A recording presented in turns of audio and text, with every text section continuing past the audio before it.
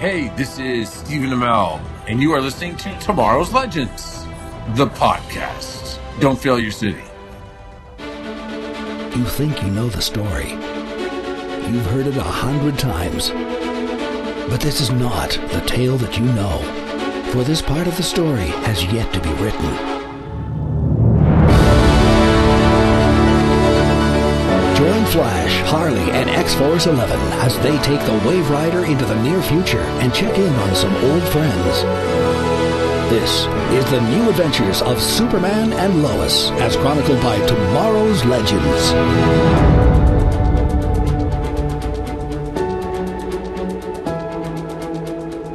That's right, Superfan, we are back, and where have we been? Oh, we're just hanging out on the Kent farm or touring around in John's camper van seeing sights. But it's time to see how Super Lois and her Man of Steel are doing with the premiere of Season 2, What Lies Beneath. And in case you've forgotten or you're brand new to Tomorrow's Legends, I am The Flash. I'm Harley Quinn. And I'm X-Force 11. Hello, Legends. And Gideon is here with us as always. Although she's usually pretty quiet on Superman. She doesn't say much. Not as much, no. No. Well, let's get into some news for the new year, guys. Well, I guess we should say Happy New Year to all our listeners, because we haven't spoken to them since before the holidays. So. Yeah. Happy New Year 2022. Yes. Hopefully everybody had, warm and safe, happy holidays. And we're back. We're kicking it off strong with Superman and Legends coming in tomorrow. So exciting stuff. Well, let's start with some news, because X-Force, as always, has got some news for us. We interrupt this podcast for a special report. All right, what you got first? All right, we've got some news about the CW network. The CW network may be sold. So the network is a partnership between CBS, Viacom, and Warner Media, and it's never been profitable. Since its founding, it's never been profitable. The sale is probably going to go to a third-party organization, but both of CBS, Viacom, and Warner are going to continue providing content and have some ownership in it. And what it really would mean is it's going to move the Warner content, the DC content, over to HBO Max for streaming. So that's already happening with Superman and Lois, with Stargirl, with Batwoman, and probably for the new show Naomi.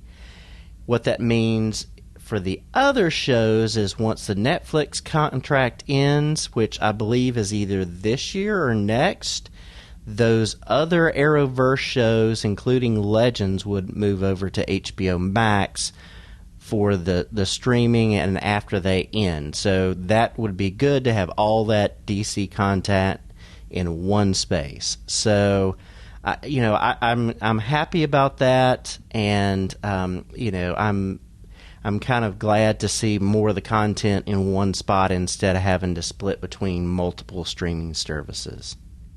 Yeah, it was a little crazy when I heard. I saw that article too, and I was going, what? How has the CW never been profitable? How the heck have we gotten like 8 seasons of every one of these Arrowverse shows if they're not making any money? You would think they'd be like, nope, pull the plug. This is not working for us. Yeah, I think a lot of it, they're putting content out there, but because in most markets it does not have news. There's, like in the U.S., there's no like local news with it. They're missing some programming. I know that like within the last year, my CW has been airing 10 o'clock news for the NBC affiliate, and then they switch back over to their channel for the 11 o'clock. But I think it's mainly just they're not getting a lot of local advertising, which kind of subsidizes it. I don't know, but... Yeah, interesting. Well, hopefully, I mean, if HBO is now going to be the place for everything, then at least we know HBO's got lots of money, and they'll probably just keep it there for quite a while. Yeah. True. Yeah. Cool. And what's this other little fun point you got in here? So, on my second watch, I took a look at the movies being shown at the cinema there in Smallville, and the two movies were The Little Things and The Unearthing. So that's kind of a little fun in-joke about what we saw in the episode about the little things adding up and the unearthing of one of our villains. So that was kind of a little fun little shout-out. So I always like to kind of look into those things in the background while we're watching episodes. Exactly. Yeah, I like to do that on The Mandalore as well. It's just, I saw the names, I was like, I don't know if those are actual movies. Little things maybe, but yeah, I don't know. Maybe it sounds like they made it up. Yep. Yeah, definitely, but it's still pretty funny. Pretty funny. Well, the last thing we want to make mention of is it's a new year, and as December 2021 finished out, we had a few new Patreon supporters kind of sign up to support Tomorrow's Legends, and we just want to make sure we mention them and dedicate this first show of 2022 to them. That is Glenda Riaz, Tails, and Andrew Davis all became supporters of the show. We just wanted to say a huge thank you. It is very, very appreciated, and you're helping us cover costs and all our hard work and time we put into this. So thank you guys. Yay. Yeah, thanks so much. Thank you. Yeah. And welcome Yeah. to the Patreon Club. Yeah, and with that, what we've been doing lately, because we're trying to think of things, what can we do for our Patreon supporters and stuff. So we've been basically doing hangouts recently, and I think we've done 3 now so far. Mm-hmm. So we get on a private Zoom call with just the Patreon supporters, and we come up with themes or ideas that we're going to talk about for the night. And we just hang out for 2 hours, and it's actually a lot of fun. So Yeah. Yeah. you guys. They've been a blast for sure. We did a couple. We did an Ask Us Anything, like us, the hosts, and then we did an Ask Them Anything, as in the Patreon supporters. It's been fun. We've had a lot of fun conversations. Yeah.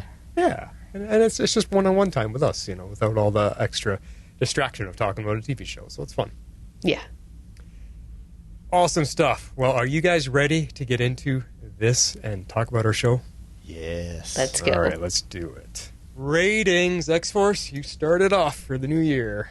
I gave this one 9 earthquakes of emotion. I thought the special effects were still great this season. I loved Superman lifting the sub out of the water. That was an amazing shot. And honestly, I like that we're continuing the tone of family and relationships from season 1. We're getting both the superpowers drama and the relationship/family drama, and I'm here for it, and I'm ready for this season. Yes. Nice. Good start. All right, well, I'm also giving this one 9 awkward chats with mom and dad. I thought this was a very good premiere, and I think it's going to set up a lot of questions that we can unpack for the rest of the season. So they kind of did a 3-month time jump, which I thought was fun, to skip the summer. That would be my guess. I guess I didn't want to try the summer school like Stargirl did. They just went ahead and jumped past it and let us know that. So at some points, though, like especially in the very beginning of the first watch, it kind of made things feel a little off for me. And that may have been intentional, because I was trying to sort out what was actually going on with our characters, because things felt a little different from last season. And I was like, wait, hang on, like, I thought Jonathan was with a different girl. Oh, that's because he was. And Sarah seems awfully distracted. Oh, I guess that's because she is. But why is she distracted? So, yeah, there's just a lot of things going on that we can unpack. But overall, it was a really good premiere, and I think it did a good job of setting up where we can go for this season. Yeah, because when the first season is so good, it's always a struggle. Like, are they going to be able to follow it up with a good second season start? And where's the story going to go? And, Arrow did really well, Flash did okay, but a lot of the other ones really struggled with their second season. Oh, and Legends also, so it's always interesting to see. But I think we're happy with it. You guys gave it 9s. I'm giving it an 8.5. Excited Submariners. Yes, it's a shout-out if you guys know who Submariners. So it is so good to be back. As soon as the show opens, the look, the feel, the color palette they use, the theme music, the actors... It was such a slap in the face of how much I have missed this show. And the reason it was a slap was because the sheer stark difference in quality of this show compared to all other DC shows is immense.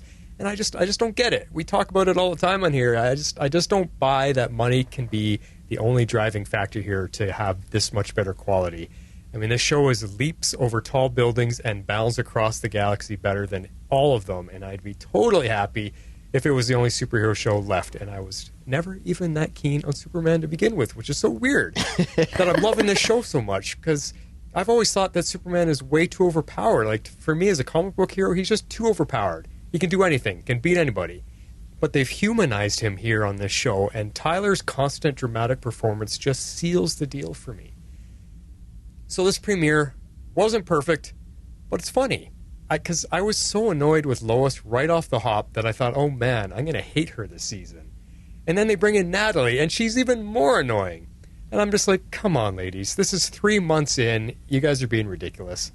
And that's the only reason why my rating isn't as high as your guys's, because I don't want to be annoyed with the show. But as the episode went on, the second half, it fleshed everything out. We found out the story. We seen what's going on, why things are bugging them, and it fixed itself in those parts. And I'm like you said, Jeff, I'm never going to get tired of Superman saving the day. Those excited foreign submariners were hilarious when they realized what had happened, and I loved it. If I could pick a favorite scene, that is it. It's just too cool. A lot of fun. Cool.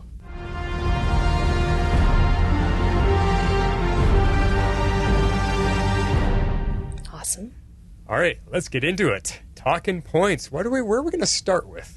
Well, after some thought, I decided really quickly I'd like to just mention the title because I really loved the duality of it, what lies beneath, because we have all of our characters dealing with emotional issues, essentially, that are lying beneath the surface. And then plus, you have the literal surprise ending of something that's literally beneath the surface of the earth. And so I like that. I like it when the titles have a couple different meanings, and so I just wanted to shout it out. Yes, if they're going to do that this season, we're going to have to pay attention to see if there's any hints. Yes, I know. In the title, right? They've been. I don't think we've always talked a lot about the titles. I mean, some of them have been pretty on the nose, but sometimes they do get kind of clever. So yeah. All right. Well, it looks like we're going to kick it off with Clark. Yeah. So Clark is out saving the day, but I was unsure of what was going on at first, but we find out that he's suffering crippling visions, and they don't end up stopping him from saving people in trouble, but when it's first happening with that Korean sub, and then the second time with the earthquake, it just really had me questioning what's going on, because at first I just associated it with pain and not a vision, but that's kind of what he's dealing with, is these visions. And so it just kind of hit us there from the start that something is up. Yeah, I was actually having trouble sorting out what was happening to him, because at first it seemed like his super hearing was messed up. Mm-hmm. And so I was like, I also thought it was kind of like a pain from that, from the super hearing. And I was like, okay, well, that's weird. Why would all of a sudden, it seemed fine, and then all of a sudden it is hurting him. And then after it happened again, I was like, well, maybe it's a side effect from his possession from last season, something coming back to the surface. So I don't know. I mean, that could be a vision of sorts, I guess, but we'll have to see where they go with it. Yeah, there's a lot of possibilities there, because I was also really trying to figure out what's going on, and I got the feeling that someone might be attacking him psionically or something. Because we know Superman is sensitive to that, to sonic attacks, and what I mean by psionically, that's like a mental attack. Because it actually is hurting him. He's in pain there, and not much gets through and hurts him unless it is, in the head type of attacks. Because he can't move. When it starts happening, he is stuck there in pain and can't move. And I can't believe that that's just from visions or from a headache. So that there was also a sound effect happening there too. There was a wah wah, like a sonic attack. Mm-hmm. So maybe there's something like that happening to him. But where's it coming from, or who could be doing it? Because it seems like there's no limit to the range of when he's attacked. So very, very tough to figure out there. And I guess that's just the first thing that we're going to have to see him deal with this season, is try to figure that out and what it is that's hurting. Yeah.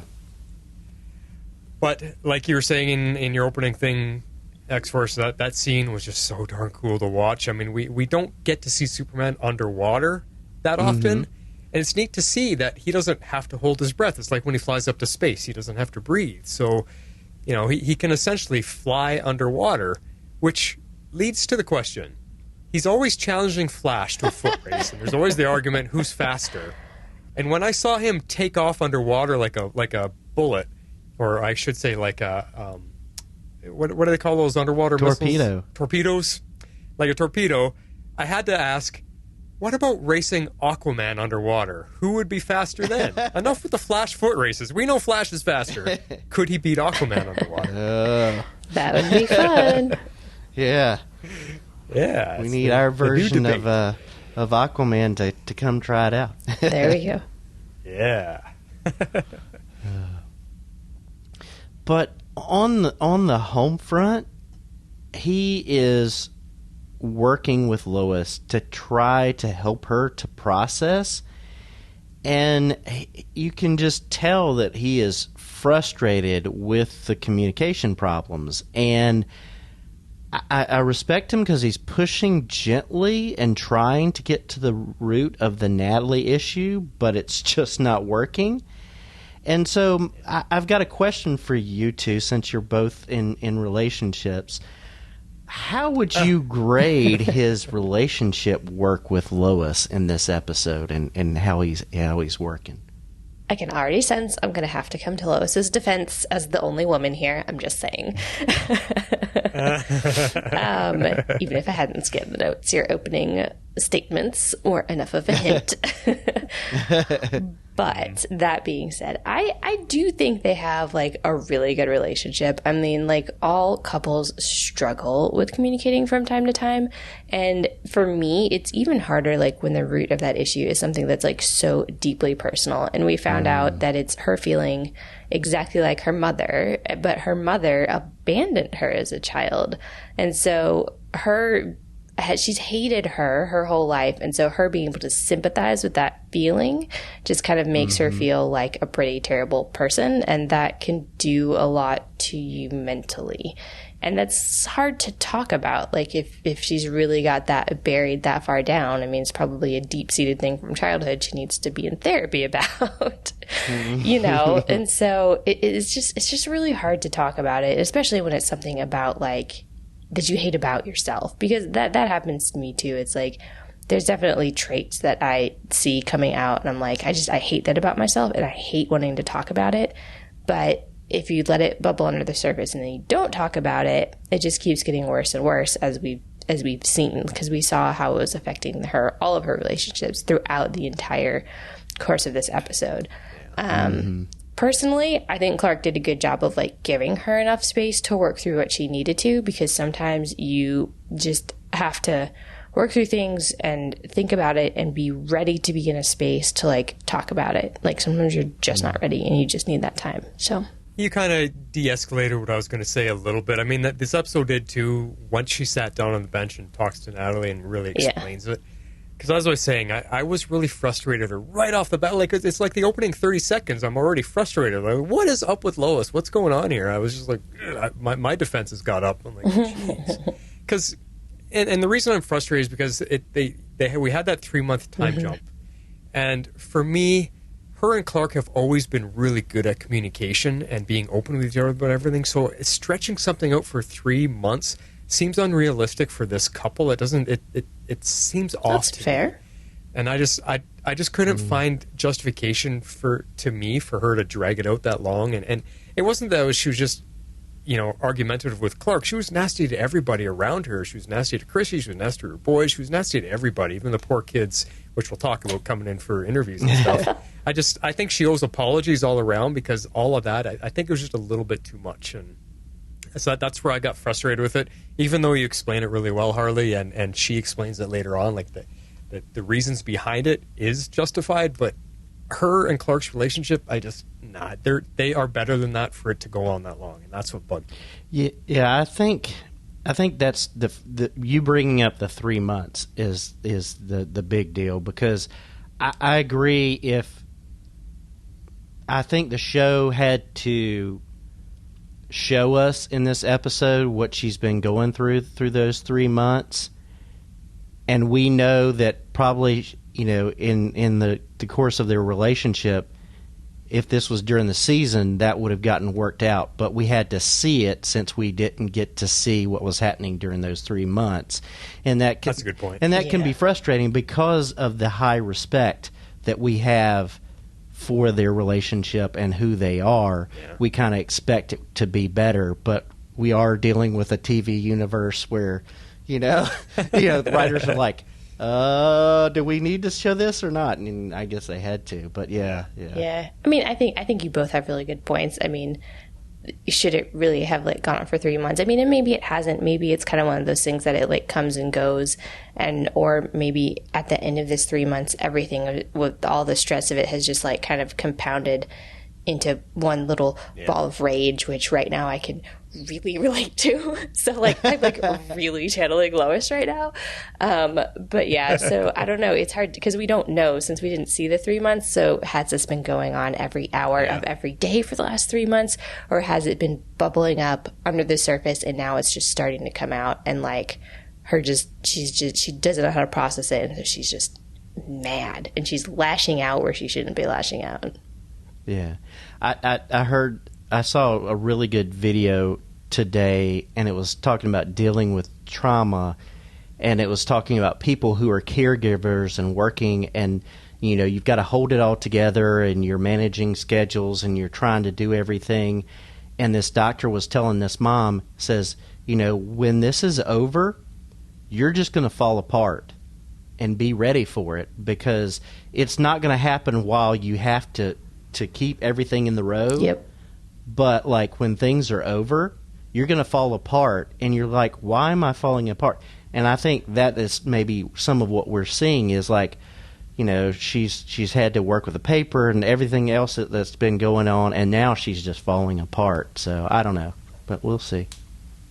Yeah. Nope. Good points all around, I think.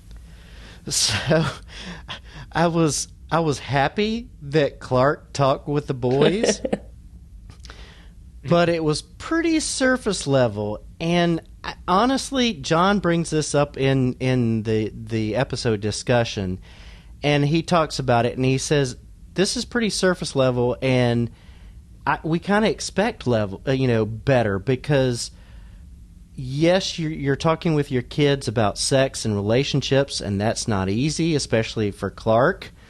But honestly, I felt that Clark would have done more in teaching them and helping them grow. But I mean, it's not an easy thing to begin with. But I don't know. Yeah, I'm in a weird. I don't know. I'm trying to put Smallville, because it's supposed to be current time, so I'm kind of placing it in today's world, and just with social media and what kids learn and can get a hold of from the internet and what they learn at school these days, they're way more ahead of the times than I ever was. Kids know stuff at 10 years old that I didn't learn until I was 16 these days. So they probably know more than Clark would tell them anyway because of that. And I think boys are boys, and they don't. I think amongst men, they don't really need the full talk because they're going to explore things anyway. I mean, I guess maybe I'm calling on personal experience, but when you're a teenage boy, you don't want to listen to anybody. If you're interested in something, you're going to try it, and that's just the way it is. And I think what I did like, though, is that Clark said, just make sure you respect who you're with. And I think that is the biggest point that he really just to teach them. That was the big teachable moment, which I was glad to hear him say. And his boys are smart enough. They're decent enough because it's a decent family, and because Clark is the kind of man that he is, they're going to take after him anyway and not be the type of jerk boyfriends, I think, just because of who their dad is. So. Yeah, no, I would agree with those points. I mean, these scenes clearly inspired my rating. It's just bringing up all sorts of awkward memories. But yeah, there's no easy way to deal with this. I am not looking forward to dealing with this because I have 2 girls. So I think it's more difficult with girls. Yeah, there's a lot more talk. It's a very different approach.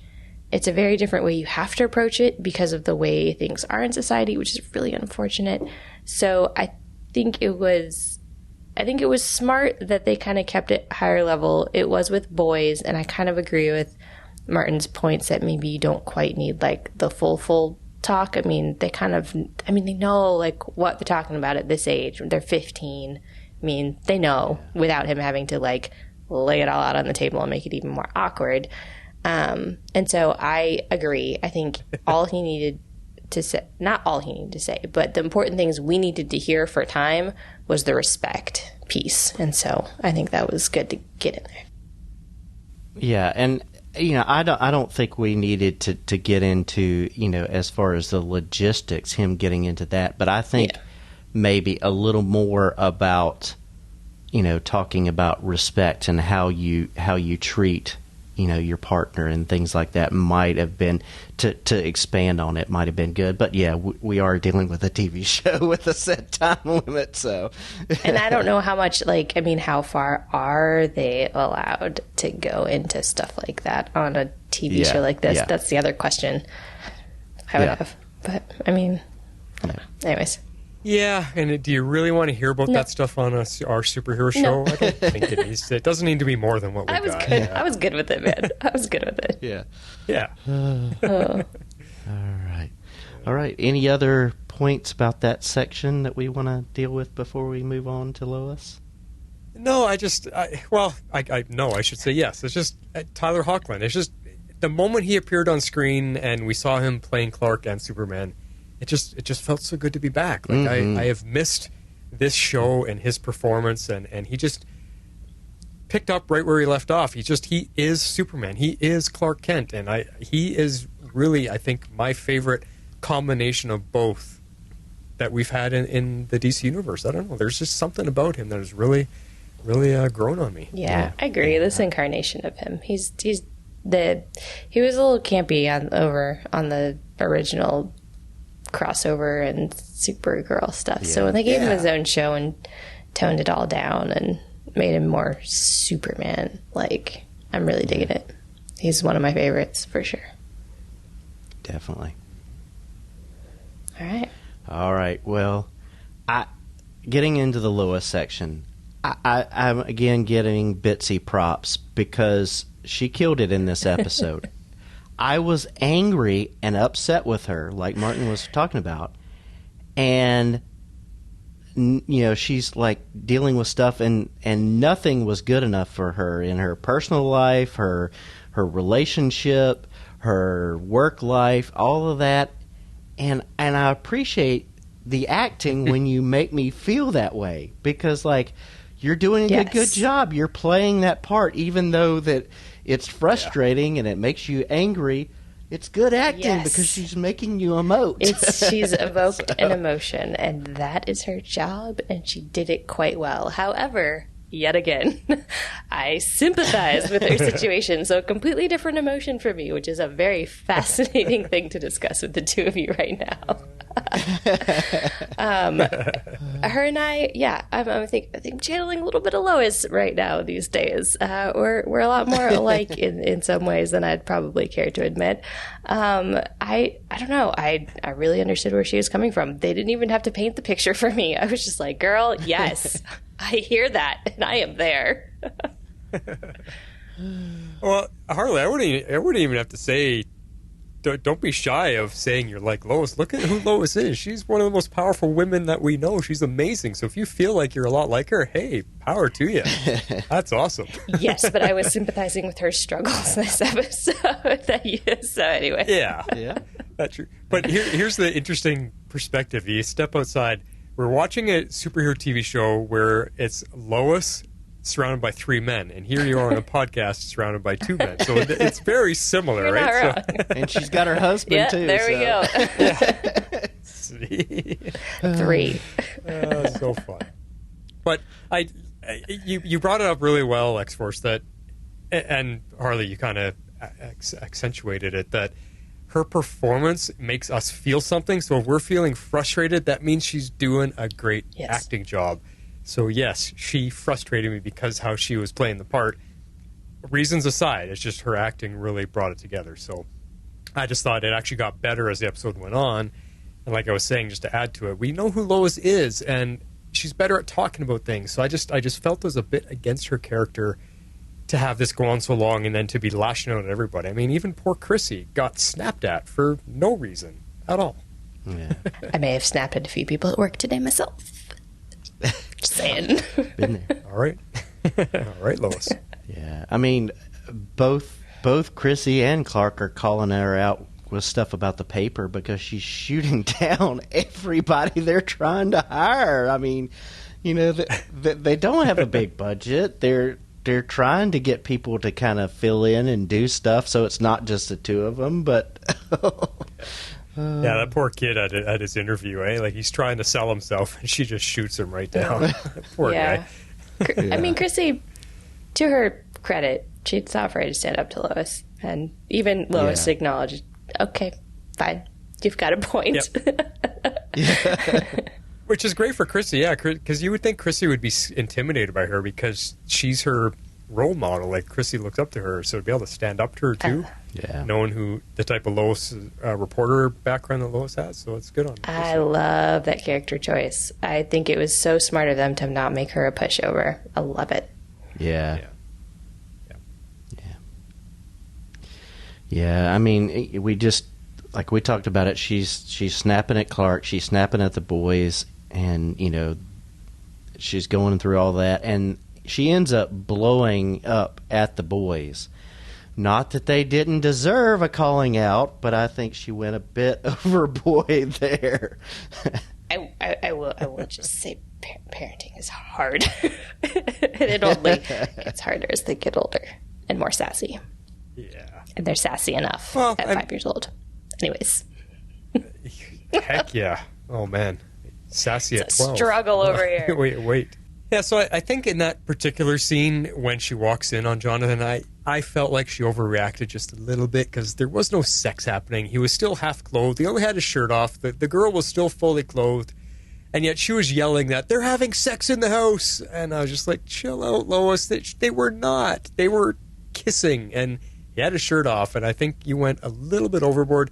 Maybe in some time more might have happened. But you can't be yelling that they're having sex in the house when that is not true. And that bugged me. When you didn't literally catch them in the act. At least not yet. Yeah. Yeah. But, you know. Yeah. There's too much. Like, I caught them making out on his bed would be a little bit more accurate and true. I mean, him without a shirt off isn't as bad as her without a shirt off. Or her with a shirt off. You know what I'm trying to say. I just missaid it, but yes. Yeah. She wasn't naked, yes. exactly. And part of that is probably because it's an 8 o'clock show on the CW. However. Yes. It could have been worse. Anyway, I my do point hear is you there. she overreacted. Just yeah. That's all I had to say about that. Yeah. And then a little while later, we get her not as bad, but she did blow up with Jordan, but that snapped her out of it. And that was important. I think that was her really realizing that, she's always been more gentle with him because of just his needs and different stuff like that. And I think that's what pushed her over the edge and led her out on the porch. And that's my favorite scene where she talks with Clark about what's going on, and it brings up so much insight. But I think it's that realization that kind of put her there. So, yeah, oh yeah, no, for sure. That really, it probably was because it was Jordan, and because of his sensitivities. That probably, because she's had a different relationship with him. So, yeah, I think you're right. Is realizing how she spoke to him is what made her go, ugh, okay, I've gone too far. Yeah, I think that's a good point. And even with him, that scene, even to me, even though up to this point I was kind of like sympathizing with their situation, albeit the blow up at Jonathan was a little much, but like it really felt out of place with Jordan, just knowing their relationship and how different it is. So I was like, okay, I mean, do you really think that's what he was off doing? I mean, like, it's Jordan. Like, I don't think he's trying anything. No offense. Yes. Speaking of Jonathan. Yeah, so, man, he is still riding the pine with football. And, the coach says it's because the arm breaks. But, I mean, he is just frustrated because here he is in his second season there, and he is gone from being the star over in Metropolis, and he can't even run any passing plays here. So, I thought he proved himself at the end of last season. I thought he got to get in a game and prove himself, and the coach was like, "Oh, I can use you." Wasn't there something like that? I thought so, but was that before or after he broke his arm the second time? Unsure, but my question is, who's the new star QB? Because that's new competition now. That's not the same kid from last season. So they didn't really say this kid transferred in from another school. They didn't say anything. So why does he automatically win the starting QB position when Jonathan's been there for a season? That's a good point. So I don't know if they're going to visit that storyline or not, but it kind of left a lot of detail out that we should have had. Yeah. I wonder if some of it was on the cutting room floor, or maybe they'll flesh it out. Maybe the football storyline, there's just not enough there, so they're going to kind of stretch it out longer. Yeah, but I'm curious too. It was, the situation was odd all the way around. Yeah. And he's in a dating relationship, but not with Tegan from last season. Yeah. And it threw me off because I'm like, that doesn't look like. And then, like, they said when Lois said her name, it's Candace. I'm like, wait a minute, that's not Tegan. So I'm wondering, like, what's going on here? Is that actress not available, so they just dropped that storyline? Or are we going to even I don't know, but it's just weird because it's like, wait a minute, what's going on? Yeah. Some of it was confusing, like I said, because this all happened within the first 3 minutes of the episode starting. And it just, we clearly can see John can't catch a break. With the whole football thing, whatever it is, I don't know, maybe they'll flesh that out more. We'll just have to see. But the new girlfriend thing definitely threw me for a loop, because I was like, I don't think that's the same girl. That's not the same girl, right? So no, and she wasn't even in last season at all. Not even, she... I was like, okay. So I don't know. Aside from the fact that he probably needs to make some slightly smarter decisions, I don't know, maybe getting lost in the cornfield instead of trying it in your bedroom. You live on a farm, dude. Get creative. I have a feeling this could be one small reason why they did a 3-month time jump. Sometimes if shows struggle getting actors back or whatever, there's always things along the line that the easiest way to explain it away is do a little time jump, and then they can make some changes, and that could be something here why he's got a new girlfriend, because they couldn't get the Tegan actress back. Not that she was a big deal, but at the end of the season she kind of was, because they had a whole storyline with the two of them. So yeah, I don't know what was going on there. But anyway, Tegan's not around this season, and I'm just laughing at you guys, because to me he's just a 15-year-old boy. Nothing's going to stop him from trying things, making mistakes, being an idiot. That's just part of being a teenage boy. And it's just part of being a teenager. Yeah. I'm just talking from experience, because I was a teenage boy once, so I just don't say. If I relate to anybody relating to him and just the dumb things that he's doing, then yeah, that. Yeah. I know I did some dumb things when I was a teenager. We all did. I was left alone at home from the time I was 14 to 18 too often. A look into Flash's past. So what's going on with Jordan? Yeah, so Jordan obviously has missed Sarah while she was away at camp, and he's planning his, the perfect date at the lake at their spot. He even got permission to be there this time. And he lights all these floating lanterns and wants to kick things back off, and she's pushing back on stuff and giving excuses, and I'm like, what's going on here? Did she meet somebody at camp, or what's going on here? I thought that too. I was like, I don't know what is going on with her. She was super excited to be home, and then she was kind of evasive about camp, and she said it was different, but then she was had that smile that they showed before she gets in the truck, and then she's being super distant and weird with Jordan. So I totally thought that. I think she met someone at camp and doesn't know how to break it to Jordan. I don't know, but we'll see. Because I thought this date was kind of a sweet idea on his part. I thought it was pretty cool. Like you said, they went to their spot. He lit all the candles. It was very romantic. But she's really unsure about the relationship. I don't know if it's because she needs space or because she met someone else. I don't know. We'll see. Yeah. I'm just going to say, duh, it is obviously she met somebody else. That's why she's being uncomfortable around him. I had the exact same thing happen to me with an ex when I was 20. Went away to school for 8 months and came back, and it was really, really weird. And it was for exactly that reason.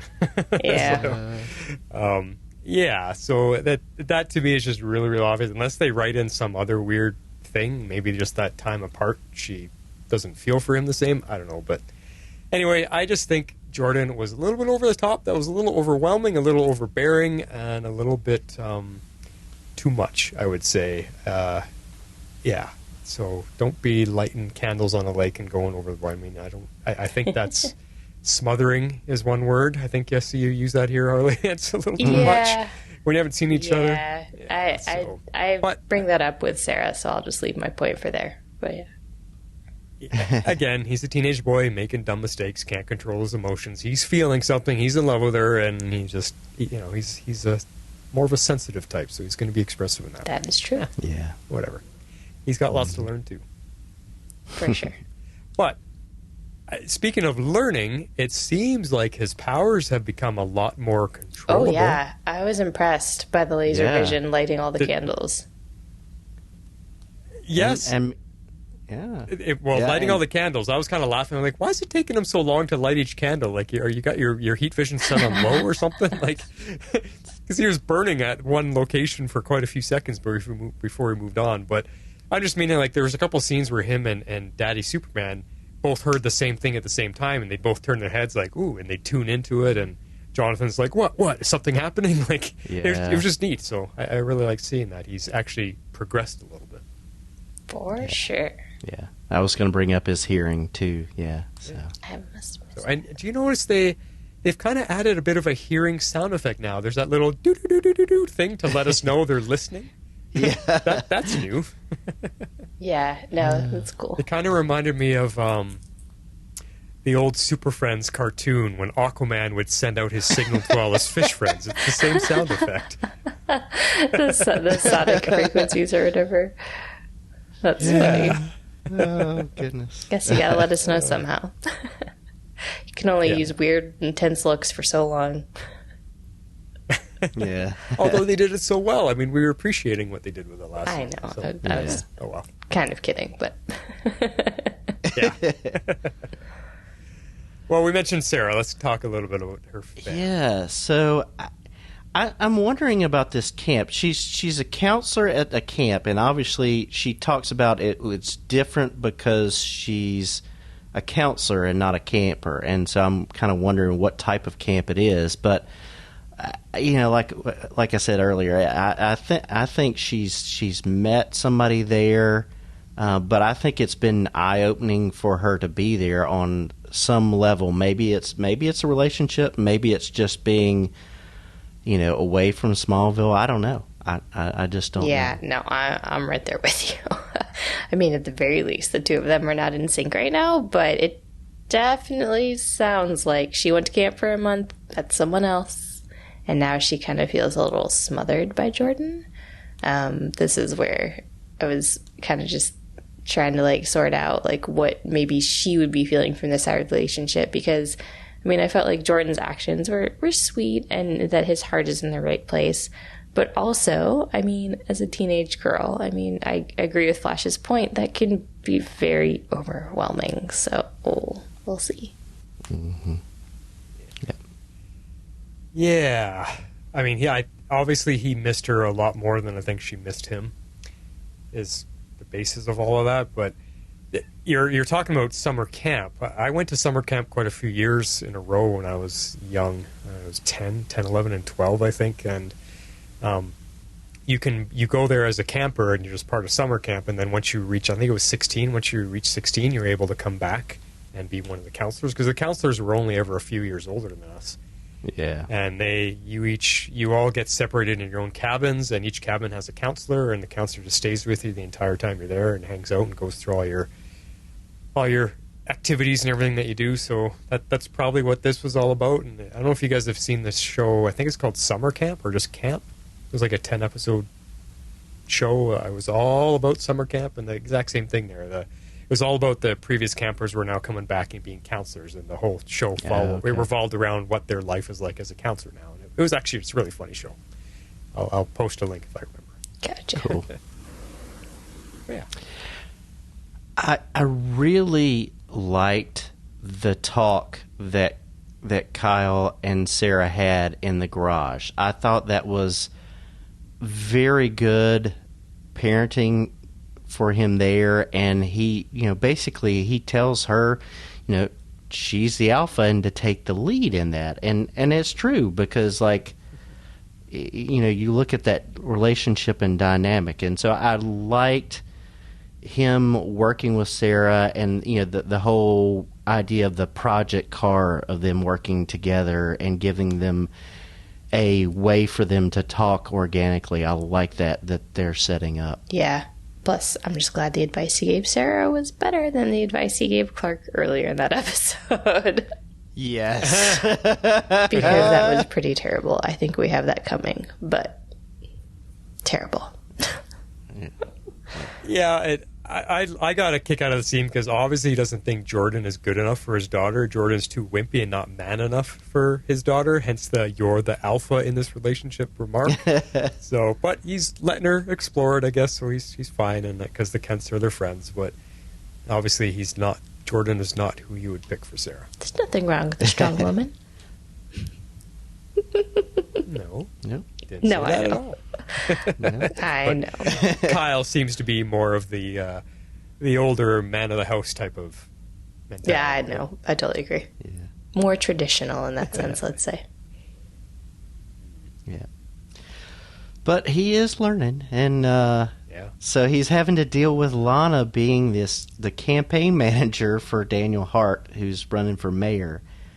But, man, she is the power behind him and saves his butt in that campaign meeting, that social. And, oh, goodness, I'm just thinking, why didn't you run? That's but what anyway, I was thinking. So, Why did you run? Well, and where did that guy come from anyway? Like, he wasn't someone in the background from last season. He seems like a brand new character as well. But in this whole scene, he just doesn't quite seem up to snuff. Like he was unprepared by the questions and the pressure of the people. And she comes in and saves him quite a few times. And like you said, she should be the one running. But why does she? If he's looking like he's that shaky when it comes to answering the public, why is she pushing for him to be mayor? Like to all of us, he doesn't look good enough, but she thinks he is. So that's where I was a little confused. What's going on there? Whether that'll be something we get more of, why she is pushing for him, I don't know.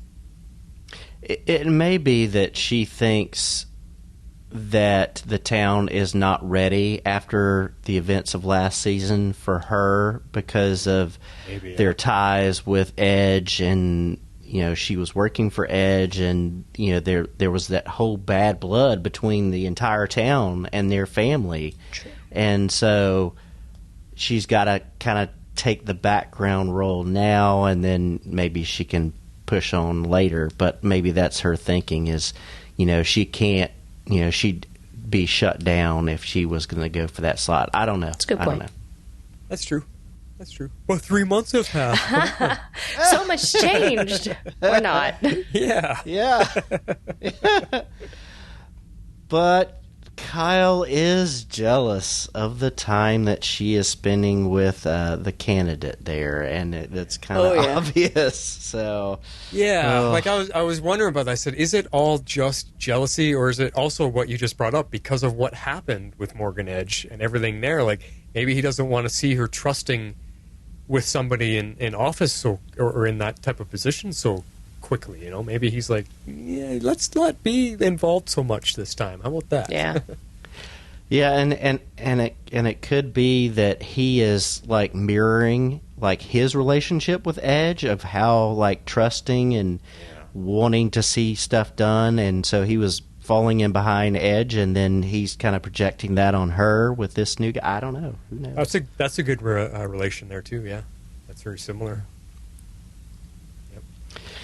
But we do get this conversation in the kitchen with Clark talking with him and then talking with Lana. But oh my gosh, the conversation with Kyle and Clark, I'm like, oh gosh. Terrible.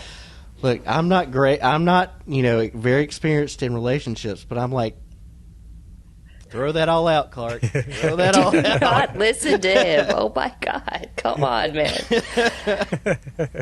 Ugh, terrible. Still funny. But I do like seeing Clark and Lana just hanging out as friends, because we didn't get a lot of that season. We know there's so much history with these two. And with Clark being back in Smallville, I had hoped we would see that friendship develop, or not develop, but just be part of the episodes more. We didn't get a lot of it. So if they're starting off with that this season, I think it's cool just to see them as friends, just talking and being there for each other. Because we heard Lana say, "You're my best friend, Clark." Well, let's see it on the show then. And now they're showing it, so that's good. Yeah, I mean, I like seeing them as friends. I've seen a lot of people posting about how they're kind of trying to hint at this affair between them, but I thought maybe at first they were early on in season 1, but I don't think they are now. I didn't get that feeling at all. I truly felt like this was a best friend hangout. I really did, and best friend advice. I didn't feel like there were any lines crossed. I didn't feel like it was weird. It felt organic to me. So I don't know. That's just, I saw a lot of that out on social media, but I didn't really feel that way personally. Well, and that's what we were saying even over on Legends. We're like, enough with the people trying to ship things or force things to, just let them be friends. We don't need it. Just let them be friends. Yeah, definitely. Yeah. All right, now we're kind of getting into some new territory. We've got Lieutenant Anderson, the DOD, and the Super Academy. And so, sorry, Jeff, I can't. With the way you say that, I just can't help but think of the Matrix, Mr. Anderson. Yes. Yeah, Lieutenant Anderson. Sorry, go on. Yeah, so he's taken over for General Lane, and things are not going well. And I feel like we knew this was going to happen because General Lane was such a huge figure. He had the stature. He could stand up to the government, and he had the weight behind him to do it. But this guy's a lieutenant, and he is not Lane. He toes the company line. They're setting him up to be an antagonist of this season. Not an outright maybe villain, but definitely a hindrance in this. Well, he's this also season. not his father-in-law. He doesn't have the advantage of knowing who Superman really is. Right. So exactly. I kind of love how Clark should dodge that, and he's just like, yeah, this is different. But he's definitely our, quote, gray person replacement, although he seemed a little more black hat in this episode to me, for sure. Yeah. And we've never met him before, have we? He's a brand new character? He wasn't one of the guys in the background when we had General Lane last I don't think so. I'll look. I've got IMDb pulled up. Okay. I was just wondering if he was maybe one of the guys who just got promoted. It's funny that, because the way last season ended, we were talking about, is John possibly going to get that role? Because they kind of set it up for him to be the guy to replace him, but he obviously didn't. That's part of the 3-month change as well. Well, he declined it, didn't he, in the finale? He said no. Yeah, kind of. Yeah, and the Anderson was not in last season. I didn't think so. He was over on Yellowstone. That's what Pat Spivot said too. She recognized him. Yeah. So I was just really glad to see Superman stand up to this pro-American demands, even though he lives there, he grew up there, and he really is. He's American. But I know you're going to talk about this later in the notes, Harley. I loved seeing that he's willing to be like, no, I'm here for the world. That's that. Yeah. That's the thing that's kind of setting him apart. He is is not the U.S. hero. He is the world's hero. And I think when he commits to that, he breaks out. So the lieutenant has to break out the students from the DoD school and use them because he can't control Superman. He can't nail him down. And I think that is a big stand that Superman is making, but it's also forcing the hand of the DoD. So yeah, I mean, I agree. I mean, I am glad that Superman kind of stood his ground. I agree. I think Superman is to be the world's hero and like the symbol of hope for the world. Mm-hmm. And I think even though he lives in the United States, that I don't think he's not Captain America. Like, you know what I mean? I know that's Marvel and this is DC, but like, you know what I'm saying? Like, he's always meant to be more than just like one country's hero. And so, like, I like that he stood his ground here. I think it's super important for him to remain the symbol of hope for the whole world. He shouldn't be tied to one country because that's part of the fact. Like, I mean, Martin talks about how he's overpowered all the time, and that's part of the thing. Can you imagine if his allegiance was only to one country? Like, that's the ultimate weapon. So I think it's very smart of him, even though Anderson kind of throws it back in his face, that he remains above the geopolitical stuff, so to speak. But I definitely think that the DoD using his emblem is going to cause some trouble down the road. Yeah, we'll I honestly, that's a point I had, and they don't own that. That is his house symbol. And, when Anderson says that America can have more than one Superman, I'm just like, oh, those are fighting words. Well, let me just go back to your point when you said he broke out those kids from school. I wasn't sure because I thought they said in there that these are our students from our school. Yeah. So I think the DoD is actually run that school, and they're training them to be soldiers for the U.S. military. That's the feeling I'm getting here, that the school is run by them, and these are their soldiers that they're training. They're essentially going through boot camp for superpowers is what they're doing, to have their own super force. But my question about them is, what powers will they have? Are they all going to be Superman-like, or are they all going to, one has heat vision, one has super strength? Is it going to be split up? Or because we know Jordan's friend had super speed, and we don't know if he's coming back or what's going to happen there. And then, will they also be sort of like the side story problem that distracts Superman? Obviously there's going to be a new, bigger, bad villain that comes into play here. So are these guys going to be trying to fight and they can't quite do it, and Superman has to step in, but he also has to save them? That's what I mean, a distraction. Or will they eventually have to work together to face off against the big bad together this season? That's kind of the storylines I'm wondering about, because it's start them off as antagonists, they're in the way of Superman, and then eventually they have to become friends and work together. Yeah, I'm honestly hoping that it's going to be a slow burn. I mean, I hope they don't get overused, but that it's going to be little points here and there that they can have over a couple seasons of dealing with stuff. But we'll see. We don't want a Superman show full of a bunch of similar superpowered people. That just would take away from. Yeah, I don't know that they'll drag it out longer than this season, but I do kind of think that they'll continue to flesh it out for the season. Well, it'll get a resolution, but it'll probably take the whole season for sure. I don't see it moving past this season, though, because of Martin's point that he just had. Well, we know from season 1, every time they build up something huge, they deal with it really fast. Well, that's true. That happened how many times last season, right? So that's true. They resolved things 5 times before we thought they should, and then there were still shocking things in the finale. Exactly. So we'll see what they do here. But on your point about the symbol, his S, I mean, that part made me so angry. Like, not angry at the show, angry at the Anderson character and angry at the U.S. government, because how dare they use Superman's family symbol, his family crest. That's the House of Jor-El. The S stands for hope on Krypton.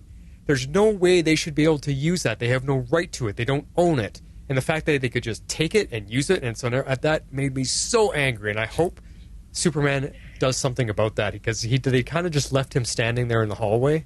I hope that comes back around. I want him to deal with it and take that away from them, because, man, that made me mad. Yes. I don't have anything nice to say. Yeah. Yeah, that's just, no. Wow, damn the military. Like, screw you guys thinking you can do whatever you want. Like, moving on. All right. Yeah. So we've got John and Natalie, and we pick up at the beginning of this episode right where we left off before the time jump. And Natalie obviously is looking and sees Lois and thinks it's her mom, and Lois just freezes. And Natalie is just broken. And I really appreciated that we got more of that this episode than we got last season to really deal with. Okay, this is somebody that looks just like my mom, but is not. So, yeah, once she had the sit down with Lois on the bench, I was okay with where they went with it. But in those initial moments when she's just arguing with her dad, I was so annoyed with her. I'm just, shut up, listen to your dad, get over it. It's been 3 months. Deal with this. He's been telling you exactly what is going on. Why aren't you getting this? And I know it looks like your mom, but you also know that you went through some type of space portal to come to a different Earth. You knew where you were going. You knew what's coming. Why is this so difficult? It just really frustrated me with her. Yeah, it's got to be a shock, though. It's got to be. Yeah, I mean, honestly, I felt like 3 months. Come on. It's everything, because like you deal with her dealing with school. I'm like, John is really enrolling her in the same school that she was in before, and that she's going to run into people who were her best friends and now don't know her. I mean, is that the best thing? That's really plot devicey for me. Yeah. I mean, like, building the angst and the drama there so that they have to come back to Smallville. I mean, honestly, like, you're on this world and nobody knows you. Your best friends, nobody knows you. And you have to look at their faces and like, okay. Oh, so I don't know. Yeah, I mean, I kind of thought that these scenes were the inevitable fallout from them attempting to fit into a world where maybe not everything looks the same, but most things look the same. But these people are not the same people. Lois is not her mom. Her best friends are not her best friends because she doesn't exist, because Lois was never with her dad in this world. So, like, nothing about her, like, belongs on this earth, which is kind of, like, tough to say, but it's kind of true. So I was glad that they ended up resolving at least the things with the Kents by the end of the episode. If only, I think it would just be helpful to have them around Smallville and to have everybody kind of like contained.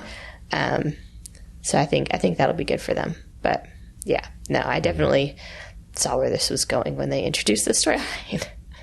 A little predictable. A little bit. Yeah, but for me, that part of the story is where I was like, whoa, like, can you even imagine yourself in her position with everything like that? I mean, to put myself in her shoes, yes, that would be a little crazy, walking around and you're like, oh, there's Sally, hi Sally, and she'd be looking at it like, who the heck are you? Like, what the kind of thing? Like, so that would be weird, yeah, but at the same time, is everyone really exactly the same? Because I want to ask you guys this. We've seen in so many episodes of Alternate Earths and all the other Arrowverse shows, Flash especially, that not everyone has doppelgangers. They've gone to Earth 2, Earth 63, Earth 59, whatever, and there's been Earths where they don't even have versions of themselves that exist.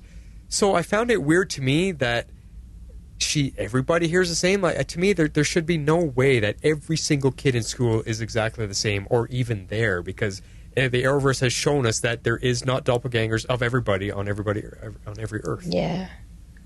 Yeah, but I think it's honestly it's the one, she mentioned the one kid, the one friend that was there. Yeah, that those two that they were, and it's just got to be hard because your best friend that you've probably grown up with for all of your life, confided in, and they don't know you. You don't have that history. You don't have anybody. So you're having to build totally new relationships. So Okay. Yeah. And I don't know if maybe not like every single person was there, but definitely at least one of her best friends was there. Yeah. And I think that's what was hard for her. But if there is a doppelganger, then the people are very similar. Like her mom is a similar mom, and so if you find that your best friend, why don't you just go introduce yourself, say hi, and maybe you can start up a friendship, and maybe you guys would end up being best friends because you're both similar from her Earth. I don't know. But that's got to be hard too, because you know everything about them, and they know nothing about you, and you start you come at them because you've got all this history. You know their likes, their dislikes. And they think, okay, who is this stalker who knows all this personal information?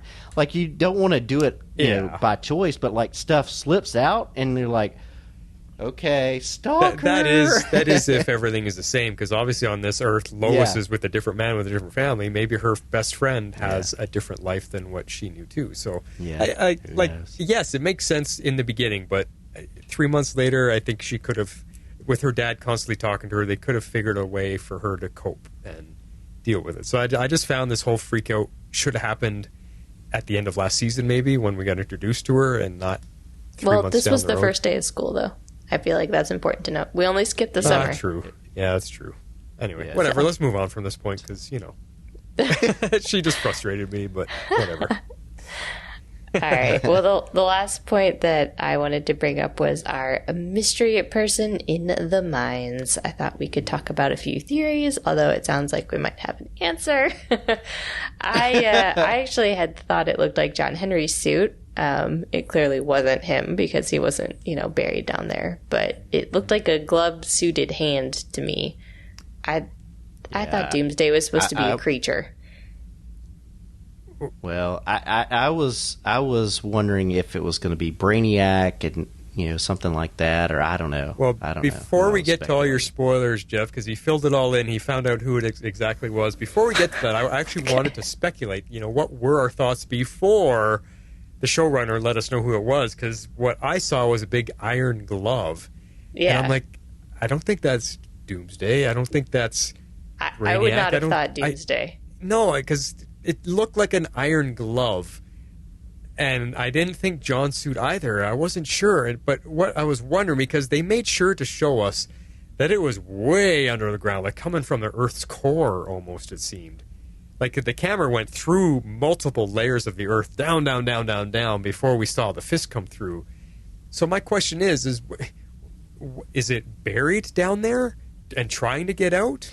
Or was it something that lives down there and was asleep all these years and now has been awoken? Yeah. Like, what's going on there? Those are my questions before we get to find out who it actually is. Yeah. I honestly, it was for me too. I didn't immediately think who it was, but then, I had to go back, and once I read the article and saw the picture that they posted with the article, it kind of made more sense. But yeah, I didn't immediately think Doomsday, but anyway. I see what you're talking about. Okay, I'm looking at the picture that you posted, or that they posted, and interesting. That's Superman. That's a weird looking version of him. Yeah, I don't it's remember Superman Doomsday looking like that. Never. Well, so what happens is they in this article, which is in our group, it's Superman the Man of Steel from 1992, issue 45. So what happens is, the scientists experiment on him, and then he's revived and over. And so this is, the image on that cover is, him breaking out, like he's been in the lab and they've been working on him. So that's like a covering over the top of him. And they keep experimenting on him, and he eventually looks like the Doomsday that we're all used to. But, like, he started out more humanoid, but it's because of all the deaths and the stuff that the scientists put him through that he came through. Right. Yeah, I was going to say the Doomsday that I immediately think of is from the Death of Superman, and he looks kind of like almost like a rocky monster thing. He's got like spikes coming out of him. Yeah. Well, because from what I remember is their experiment, they keep killing him over and over because his power is that he is not, whatever he dies from, he is now invulnerable to in his next life. Right. So they keep killing him over and over and over to build up his invulnerability to all these different things, and that's why that's why he can beat Superman eventually, because Superman can't do anything to hurt him. He's invulnerable. Essentially invulnerable, yeah. Yeah. Yeah. Okay. Interesting. Well, that I'm hesitant to, like, if that was Doomsday's fist punching through. Does it suck to know that already, or would it have been better to be like, who was that? What's going on? Like, you know. I wish the showrunner hadn't said anything. Yeah. Well, I mean, honestly, they've done the. I mean, maybe there's more to it, or maybe there's another bigger villain coming if they're letting this one slip. But because they're not going to do the Death of Superman storyline in season 2 of the show. Come on. Exactly. That's what I'm saying. It seems like a waste. And so basically the article by the showrunner, Todd Helbing, says it's Doomsday, and there's so much to this lore and mythology in the Superman universe, we feel like it's our obligation to tell a unique story. We take inspirations from the comics as much as possible, and then we try to twist it. We did the same thing here. We wanted to find ways we could take the character and find a new way to define an introduction and sort of flip it on its head. So kind of going back to last season with, Edge being, Superman, being this character we thought it was, and then it was flipped on its head. And he also goes on in that article to say there will be multiple villains throughout this season, starting at separate times, and they're not necessarily going to be connected, but, we'll see how things fall into place. So, like last season, we had multiple antagonists, and we had antagonists on the super side, and we had antagonists on the non-super side. So, once again, I think they're taking stories and kind of twisting. So, yeah, I just don't know, like,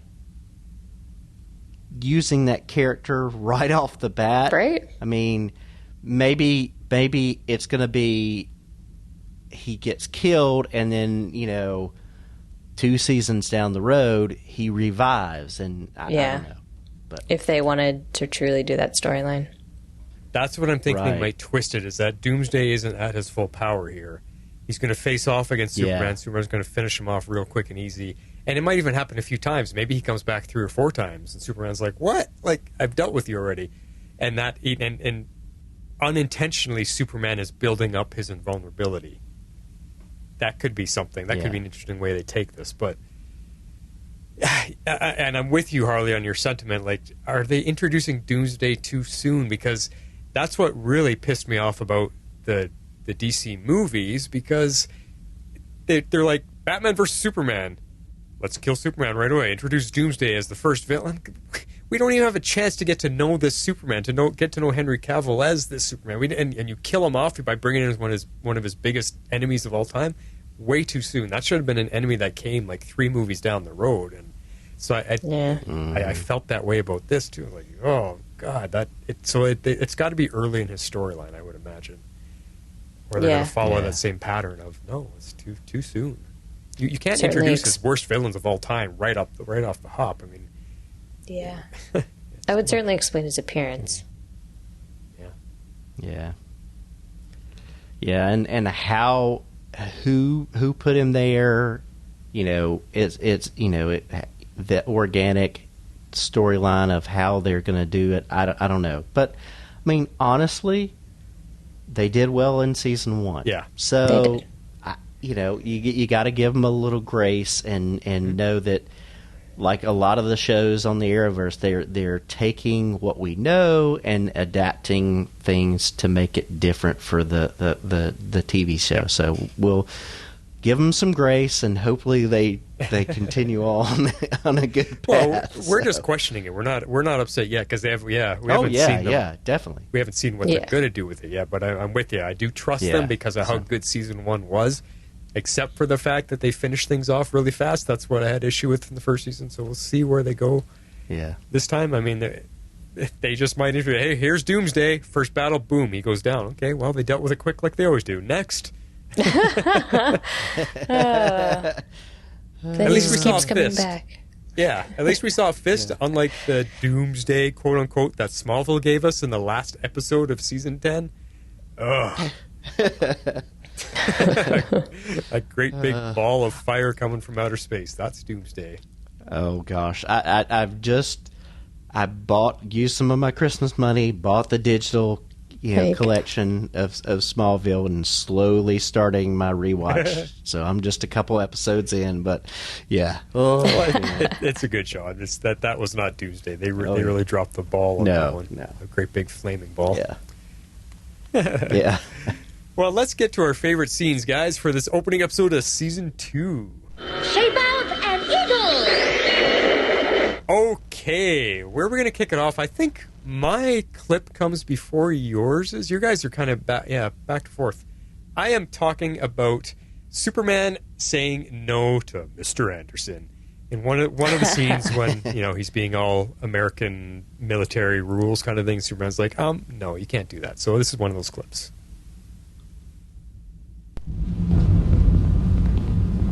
Who are they? They're from our school. Your school? Surely General Lane told you that the DoD is training some of our gifted students. I think they did a great job on their inaugural mission tonight, don't you? Saving people during an earthquake, that's one thing. They're not ready for what's out there in the world. I disagree. Regardless, it's not your call. I asked you repeatedly, be part of my team. What you asked for was my allegiance to America. And you refused. Because I gave it to the world a long time ago. America needs to come first. And to them, it does. And the rest of my new team. When it does to you, come on back. I'd love to have you. Bring your friend. I told you, he's done. Then they're who I'm calling. Anderson. That crest you put on their suit, it's not yours to give. That's the most recognizable symbol on the planet. I want everyone to know that we are the good guys. Besides, America can have more than one Superman.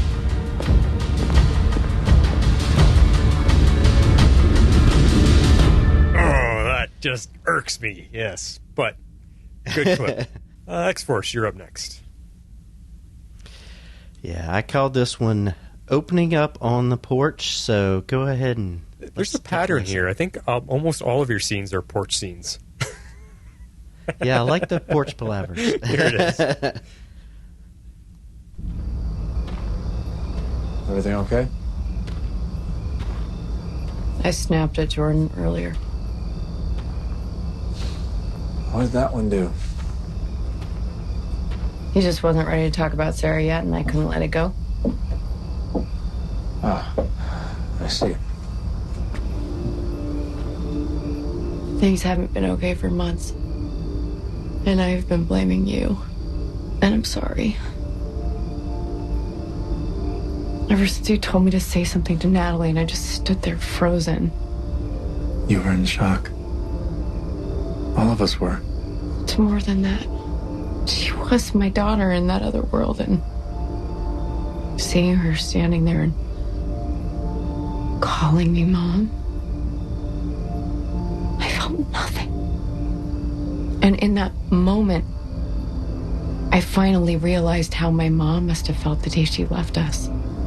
Lois. I've wondered how she could do that my entire life, how a mother could just abandon her children. And now I know. She didn't feel. She didn't feel anything. Not for me, not for Lucy. Lois, you can't know that for sure. Yes, I can, Clark. And every time you ask me about Natalie or tell me to call her, it's just bringing up all of those feelings in me and all of this guilt. You have nothing to feel guilty about. She called me Mom, Clark. She's not your daughter. I know, but... Lois, her mom died. And there's absolutely nothing you could have said or done to change that. But I know how she felt. And she must have been so crushed seeing me look at her that way. You are not your mother. What happened with Natalie, that's a completely different thing. I just hate this feeling. Here, come here.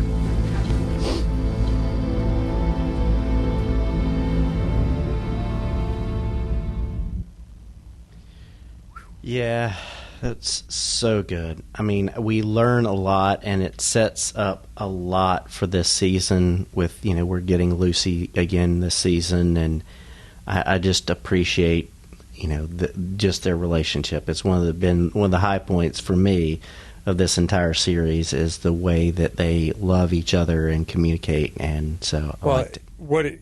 I was complaining about Lois this entire episode, and the line that says it to me is she says, "I've been blaming you, Clark, for all of this, and I'm sorry." Like, that just wiped out. As soon as she said that, I was like, oh, she's acknowledging what she's done, and she's apologizing for it. I'm like, that's the Lois I know. And she stepped forward, she fessed up, and now that she's got Clark, close to her again, she opens up and tells everything, and we get the performance from Bitsy that she needs to win an Emmy for, because she's amazing, absolutely amazing. And the music behind that scene, it's really moving. It really is. Mm-hmm. Yeah. No, it was a really great scene, and I felt like it really let us understand her headspace. So, and the Lucy name drop. I mean, we never heard Lucy at all in the first season, so they name drop it here to prepare us, subliminally prepare us for her introduction.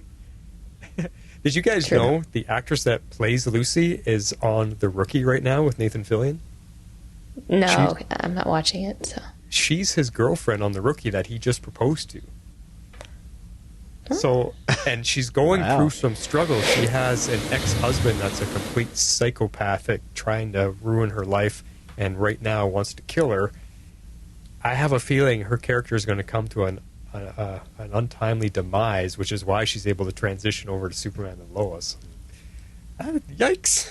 Either that, or is it more of a guest spot on Superman and Lois? Yeah, I know she's a relatively major character, but yeah, I don't know. Interesting. We'll see what happens. I'm worried for her on the Rookie. No. All right, Harley, what's your quote? Finish this off. All right, so I wanted to finish it off with Lois and Natalie having their heart-to-heart on the bench. I think I also tend to pick the bench scenes. When they are on there, yeah, you're right. On Martha's bench. So let's hear what they had to say on Martha's bench. I'm sorry for what happened to you, Natalie. You don't have to apologize. You don't even know me. No, but I'd like to. Yeah, okay. When I saw you come out of that pod and you were looking at me, I froze. I had no idea how I was supposed to react. I've been thinking a lot about that moment since you left. What I could have said or done differently. Is that why you kept calling? To make yourself feel better? No. Like, you didn't have to say anything, okay? You're not my mom. I know I'm not, and I would never pretend to be. But I could have at least explained the situation to you. I'm just sorry that I let you walk away. I was hoping that we could maybe be friends. I don't want to be a charity case. That's not what this is. But you already have kids. You have a family. Why would you want me in your life? Because you seem wonderful. Smart. Poised, lovely. You're for a survivor, so many reasons. I just think it'd be good for both of us. For in each other's lives.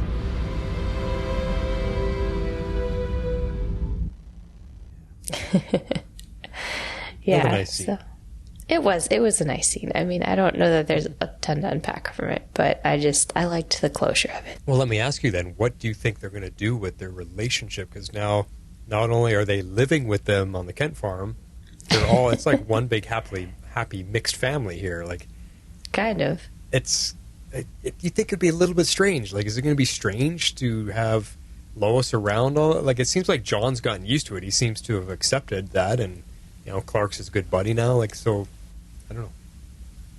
Yeah, I mean, I think she's different enough. I mean, she's clearly not with her dad, so Lois isn't. So I think that probably helps establish the fact that it's, looks like her mom, but isn't her mom. So I don't know. I think it'll be an interesting dynamic. I'm not sure exactly what they're going to do with it, but I think having those two around will come in handy for them just because of their engineering skills. So, yeah. Mm-hmm. I think if I had to pick another scene that I really like, but it was just a split second long. That's why I didn't want to use it as a clip. But I love right at the end of all of that when they first arrive on the Kent farm and they're moving in and everything, and everybody she's like, boys, go show her the house and everything, and I'm fine. And Lois walks in and it's just Clark and John, and John's like, are you sure you're okay with this? And Clark says, yeah, man, anything for a good friend, and just pats him on the back. I'm like, aw, that's what I want to see. They're like best buddies, like, yeah, man, anything for a buddy. Like, I no problem at all. It was cool little moment.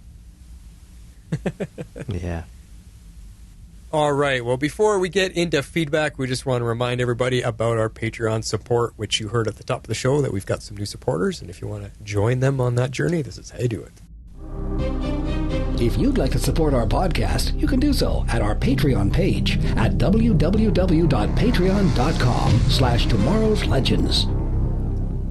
Yeah, and those of you that are Patreon supporters, here's an idea. If you guys have requests or things that you think you would like us to do as kind of like a perk for supporting the show, let us know. You can either send us, to our regular email or send us a message in the Patreon platform, and we can get it there too. But, because we're always trying to think of what else can we do to say thanks for you guys. So if you guys have ideas, let us know. Yeah. Definitely.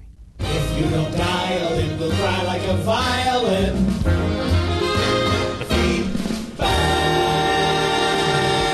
I've missed those too. Yeah, indeed. I have too. All right, first up is an email from Comic Geek Kev. And he says, and we're back. I have so been looking forward to the return of the show since the first season ended, and I was not disappointed. The family dynamics continue to be outstanding, and the performances are top-notch pretty much across the board. The effects stack up to almost any movie, although I have real questions of how well that sub would have stayed together out of the water, or how Superman held it level when he didn't seem to be in the middle of it. Wouldn't simple physics? You know what? Never mind. I would have loved to hear the John Williams Superman theme when the sub came up out of the water, a la Superman Returns, but I guess everything can't be perfect. So Sarah is being quite the ... annoying teenage girl. I'm assuming we'll find out what's really going on at some point. Simply finding another guy at summer camp seems too simple, but it is the CW still, so that could be all there is to it. But I expect a little more from this show. Last season, when we found out about Lois's miscarriage and that the baby was going to be Natalie, it seemed pretty apparent we were heading towards John's Natalie showing up and there being this uncomfortable tension between them. Even though they had a conversation towards the end of this episode, I hope they don't move on from it. It's got to be an incredibly confusing time for both Lois and Natalie. Again, I expect more from the show, and given that they are going to be at the farm for a while, I'm sure we'll dig into more of that. Mm-hmm. DOD has super kids, and they are putting an S-shield on them? That's pretty bold on their part. Anderson's reasoning actually makes some sense, but that's pretty presumptuous. I mean, it's not just an S, it's his house symbol. I'm kind of surprised Clark let that go so easily. Mm-hmm. Well, we'll see, because you heard me, I was questioning that too. Can we not have a love triangle with Lana and Kyle, this new dude? Please? Pretty please. Anyway. I don't know if it's a love triangle. I didn't catch that vibe from Lois or from Lana. I don't know. Yeah. Maybe. We'll see. I try not to watch or read any kind of spoiler material, so I don't know if that ending scene was supposed to be Doomsday, but I hope not. I think it's too early for that bigger story. If it is, and Supergirl and the rest of the CW League doesn't show up to help, I'll be disappointed, but I'm sure I'll live. Well, listen to our theories. Maybe it's an early Doomsday story, so he might not need all that help. And are we assuming that sound that had Superman struggling in the water is connected, or do we have multiple mysteries this season? Yes, what was that? Do you think it was Doomsday? Because at the very end of the episode, when we heard Doomsday punching his way out of the Earth's core, Superman heard the thunderous booms of the punch. It was not the headachy things that he was getting. So I think they're different. Yeah, I think I'm leaning towards different. Yeah, we'll see. Okay. I'm glad that they're touching on the whole idea that Superman is American or works only in the best interest of America. It's been touched on in the comics also in more recent years. It's an interesting dilemma, having grown up in a small American town, raised by the most wholesome American parents, but he has to be more than American. I'm eager to see if they continue to touch on this topic. Anderson seems like a putz, so I'm going to guess we will. Always one of my favorite insulting names, a putz. I love it. I'm so psyched the show is back. Now I just need the CW app to post it early in the morning. It didn't show up until either late in the morning or early afternoon, but the new show Naomi was there early in the AM. They are awful about getting the shows up at a consistent time. I'm giving this one a 9 out of 10 multiverse high schools. Can't wait to hear the podcast. Until next time, Legends, Comic Geek Kev. Awesome stuff, Kev. Glad you're back with us to kick off the new season. Next up, definitely. Dad L. Hello, Superfam. It's good to be back in Smallville. The last few months have flown by. This show does an extremely good job of showing awesome Superman saves. I get chills whenever Supes flies high into the atmosphere to listen to the world below. He is the world's greatest hero, and that brings him into conflict with the new man at the DoD, Lieutenant Anderson.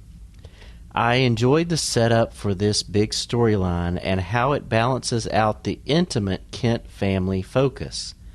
My favorite line of the episode was Superman telling the lieutenant that the S shield was not his symbol to give. Yep. Looks like we will be getting Doomsday. I admit this is slightly concerning to me. He is a very hard character to pull off in live action. Doomsday has appeared in 3 live action incarnations: Smallville, Batman vs. Superman, and Krypton. The first 2 weren't the best, to put it kindly. Krypton, however, used the monster very effectively, but the setting of that show made it work. So I will be cautiously optimistic that Superman and Lois can bring something new and good with the character. Finally, let me extend my gratitude to the wonderful host for the awesome t-shirt that I received several weeks ago. Thanks. Overall, I found this to be a slow but solid start to the season. My rating is 8 subterranean punches. Dad L, last father of Krypton. Yes, and it was awesome. You shared a picture of yourself in the t-shirt to our Twitter account, and it was just awesome to get to see you finally. Get to see who Dad L is and what you look like, and the shirt looked really great on you, so thanks for doing that. Yeah. Excellent. Next up is Perry White. Happy New Year, Flash, Harley, and X-Force 11. It's your intrepid reporter friend, Perry White here, with feedback for Superman and Lois' episode, What Lies Beneath. The title was pretty indicative of what happened in this episode. There were lies beneath a facade of everything being quote-unquote fine. I'm looking at you, Lois. And there was something literally beneath which caused all the earthquakes experienced in Smallville. However, it wouldn't have hurt my feelings if they decided to call this episode Tremors, made famous through that Kevin Bacon movie. If you haven't seen it and you need a good laugh, go ahead and give it a watch. If I'm going to rate this episode, I'm going to give it 8 tough-to-watch moments out of 10. There were a number of things to really like about this episode, but I'd be lying if I said it was an easy watch. And that's because everyone seemed to be in such a difficult emotional place. I mean, you had Lois, who basically came face to face with her alt-universe daughter, not daughter, and we obviously saw how that trauma prompted her to shut down and shut almost everyone out. Then, obviously, because of that, you had Clark, who was feeling isolated. Then you had Superman, who was at odds with his new U.S. government handler. You had Jonathan and his never-ending place in the coach's doghouse on the football team. You got Jordan and his apparent tenuous relationship with Sarah. You got Kyle, who again probably feels like he's too far down Lana's priority list.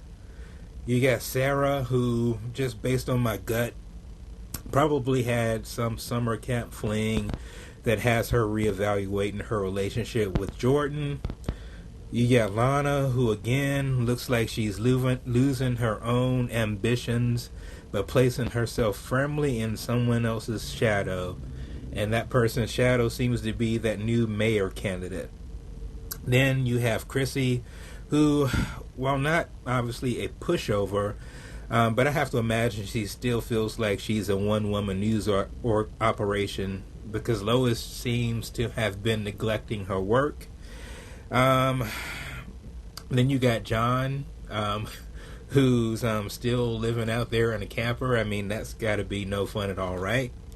And then you have Natalie, who's basically been dropped into a whole new doppelganger universe, and that can't be fun or easy at all.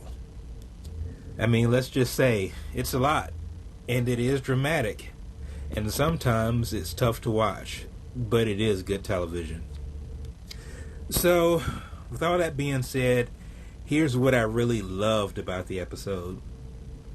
Although the question of whether Superman should be quote-unquote America first could certainly become tropey or a political minefield, the story of how Superman fits into an ever-evolving world where allegiances shift pretty quickly could be interesting. I mean, for all the talk about Superman being a champion for the planet, we have to wonder why he's not had a similar alert or response system with other governments around the world. Sure, he's shown no hesitation about helping people around the world, but we have not seen where he's had a relationship with any of those governments in other countries quite like the one he's had here in the United States.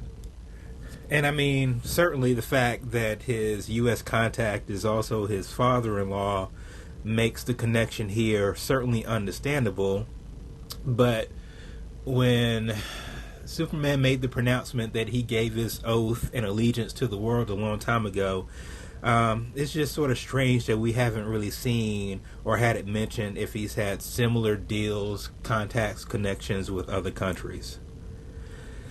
What also intrigues me about Superman's conflict in terms of whether he's America first or world first is that, I mean, while he's made a particular point to avoid the political landscape, I mean, how does he deal with situations where quote-unquote civilians might be in peril because they are in the midst of an active war zone between two factions, two countries, or whatever it may be? We haven't really seen that on the show yet, but I have to imagine there are countries, factions, places, or whatever the case may be, where innocent people are caught in the middle of it. And while Superman might not pick a side between the two warring factions, what if there are civilians that are being used as hostages or put in some sort of situation where they are benefiting one of the sides of these two factions. And so if Superman goes in and helps those people or doesn't help those people, it sort of means that even though he hasn't chosen a side, whether he decides to help those people in the middle of it or whether he doesn't, it's almost in a way that he indirectly is choosing a side. And I mean, those are the sorts of conflicts and moral gray areas that I'd like to see explored, rather than the sorts of stories that we always get when there is discussion about whether someone is America first or all about the country, this and that. And yes, I'm looking at you, Supergirl. Another thing that I really liked, and I'm shifting gears a little bit, but another thing that I liked about the episode, and it's sort of for selfish reasons, but as a reporter, I'm looking forward to how they incorporate more of Chrissy into the season. I mean, I can certainly already tell based on the first episode that she is going to need to have a come to Jesus meeting with Lois. I don't need them to be best friends. I don't need them to be mortal enemies. I just need them to realistically navigate small town journalism in a community like Smallville, that is, as we can tell by all the things popping up about Superman, that it is rapidly becoming or rapidly have an identity crisis between small town USA and basically being a hotbed for Superman. Another thing that I am looking forward to and am interested in is to see how this show's interpretation of Doomsday turns out. As someone who was initially intrigued by Smallville's iteration of Doomsday, I have to say, as time went by, I was less and less whelmed.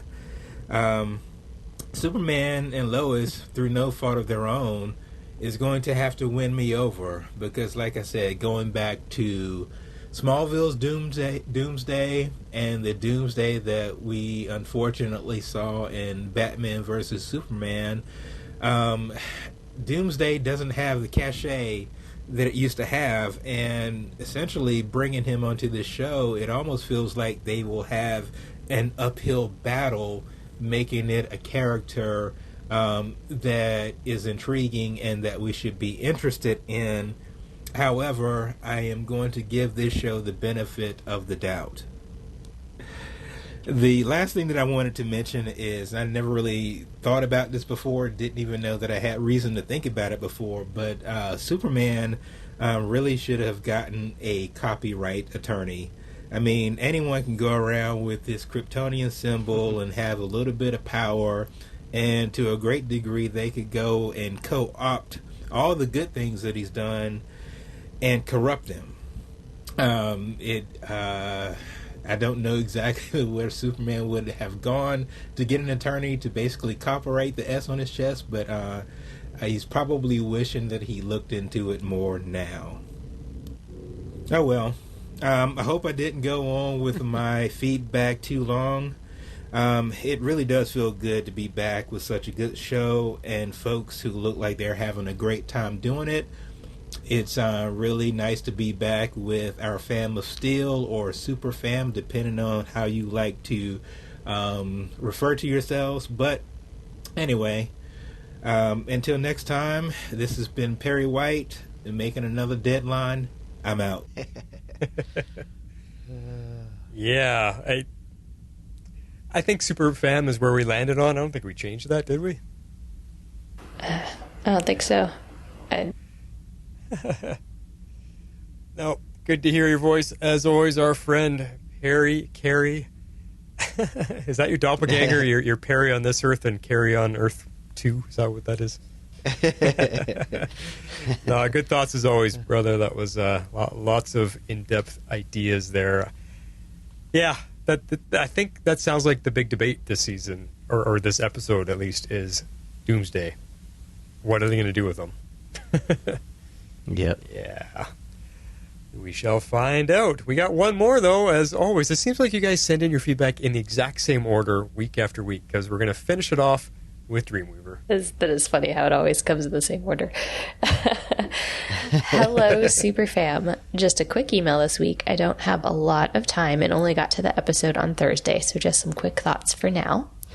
I am giving this season premiere a 7 Warner Brothers Water Towers out of 10. It wasn't the most compelling open to a season, and I wasn't super invested in almost anyone's storyline. Maybe Clark's the most. Ooh, interesting. This was a really interesting place to start Lois off at, being short and irritated at everything. I'm glad that we got some wrap-up and answers at the end about her trauma with her own mother resurfacing once she saw Natalie. But I don't know, having her and Clark be fighting felt like a strange choice to open the season with. I know there has to be an arc from beginning to end, and usually that means a character has to start in a not-so-great place to have a full and complete arc, but seeing the two of them fight after all they went through last season felt a bit contrived. Yes. There you go, Flash. Adding in the Cushings having marital and jealousy problems too, which is not something new as we saw them go through a rough patch last season, just reinforced a bit of an odd vibe for a start to this season. I feel like it would have been stronger to have the Cushings be in a really healthy place in juxtaposition to the Kents, and a much better dynamic for the two families.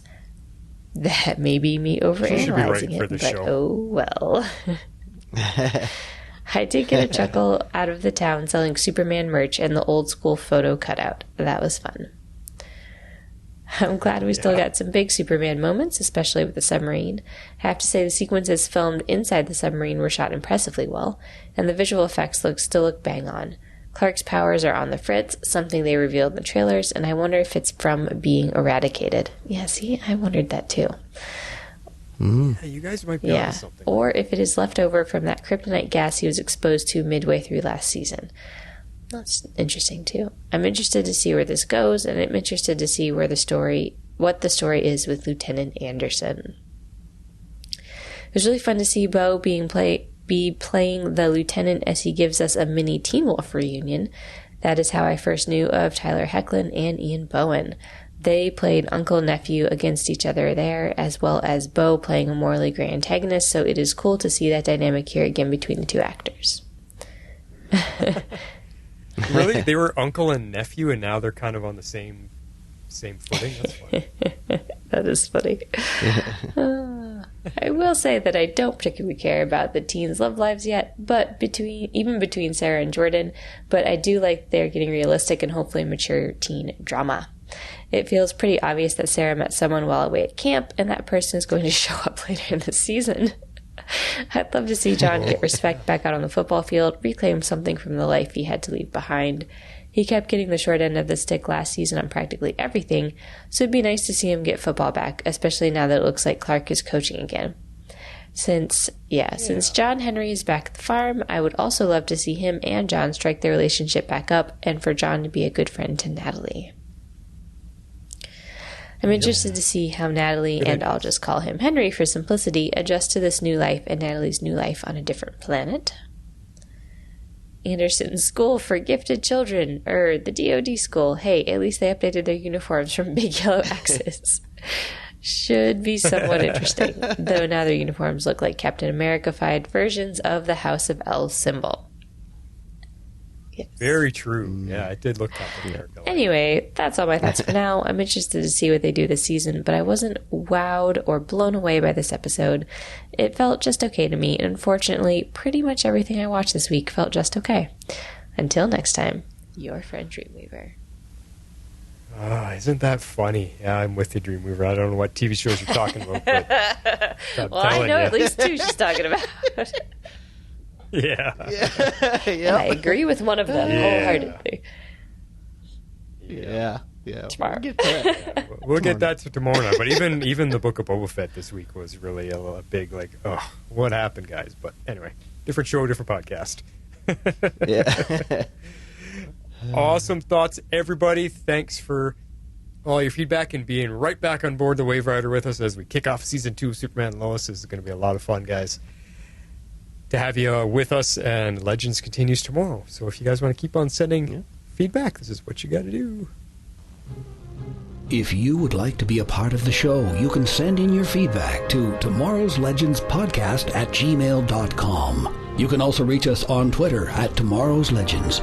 We'd love you to join our Facebook page at facebook.com/groups/Tomorrow's Legends and become part of the community.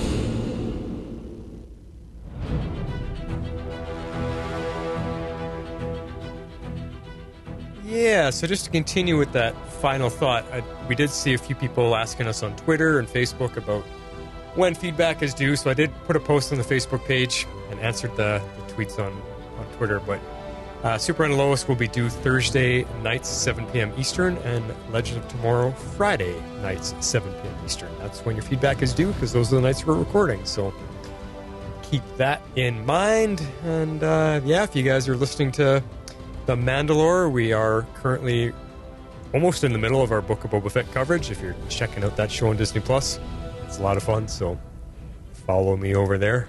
What about you guys? What else you guys got going on? Just continue promoting, share our show, especially, for Superman and Lois, because, since our title doesn't have Superman and Lois in there, we might not be as well known, but we're here covering it every episode. We're looking forward to it, and so please share with your friends. Yeah, that's a good point. What if we wanted to change our name to incorporate all the shows? What would it be? Like Tomorrow's Superman Legend of Stargirl? Like, what would we? I think Tomorrow's Legends kind of covers it all pretty well. Yeah. Kind of covers it all. You're right. I like our theme and how we've been able to bring the other superheroes on board. Yeah, it took a little bit to get it the way we want, but it does work, and our new logos and stuff kind of, it's just fun, just a fun idea. Yeah, so that's pretty much all we got for you guys. Legends will be tomorrow, and there's our Twitter account at Tomorrow's Legends, and the Facebook group to join if you guys haven't joined that yet. Just remember there's some questions for you to answer before we click yes to avoid letting in robo accounts and all that kind of stuff. So yeah. But we're back, guys. We're back. And do we know how many episodes we're going to go before a hiatus? CW always throws hiatuses in the way. I don't know how many episodes before a hiatus. I mean, if we continue trucking with Superman and Lois, we'll finish up in the end of March. Well, the very beginning of April, I believe. Okay. So cool. We shall see. Well, there you have it, folks. That is all for us tonight. We'll talk to you tomorrow if you're following our Legends coverage. So until then, this is The Flash signing off. This is Harley Quinn. I'm out. This is X-Force 11. So say we all.